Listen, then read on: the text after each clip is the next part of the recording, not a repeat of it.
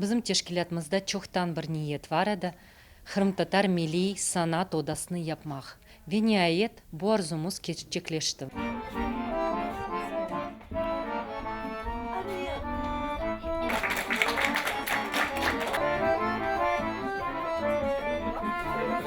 Böyle tedbirlerde Kiev'de ötkərilgenine ben bir taraftan çok kuvanam.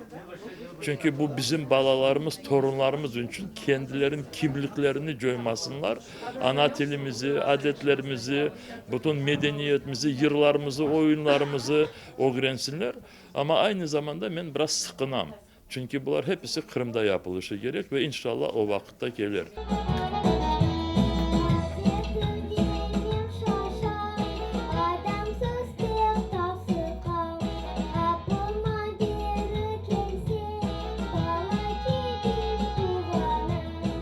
Це дуже приємна, знаменна подія, і я вітаю і дітей, і батьків кримської родини. Вони мають відтепер чудове приміщення, де можуть проводити свої заходи, проводити репетиції, проводити певні творчі винаходи. І також хочу просити Всевишнього Аллаха, щоб він благословив усіх людей, що доклалися до створення цієї майстерні. Я дуже щаслива, що тепер така атмосфера у нас і у вас вона є. І ці маленькі діти, і доросліші, і дорослі можуть знайти тут місце, щоб згадувати про батьківщину, відчувати себе як вдома.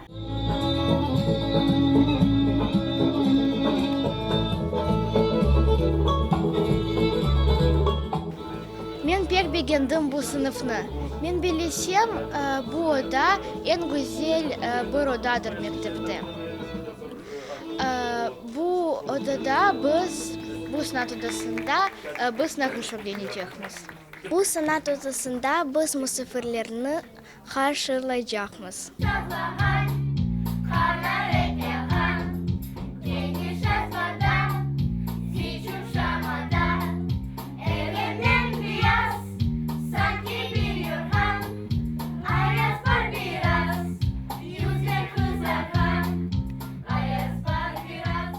Bizim için yeni bir adım ve yeni bir zafer dep aytmağa mümkün. Çünkü Kırım ailesini yıllarca tanıyımız. Birçok projelerini gerçekleştiren, ballarını toplagan, ana babaları etrafında toplagan bir teşkilattır. Ve bizim Kırım Tatar halkını, Kırım Tatar kültürünü temsil etken bir teşkilattır. Ve eğer böyle teşkilatın Kiev'de indi merkezi varsa ne mutlu bize. Bizim Türkiye'deki, diasporadaki derneklerimiz Eskişehir, Bursa, İstanbul dernekleri buna kol tuttu. Türkist olarak biz de iş adamları, hem Kırım Tatar iş adamları hem Türk iş adamları olarak tek alanda olsa bir yardımımız istedi. Burası Kırım Tatar Kültür Merkezi'nin bir temeli olur. Bu şeyle temelle inşallah büyük bir kültür merkezine kavuşuruz Kırım Tatarları Ukrayna'da, Kiev'de.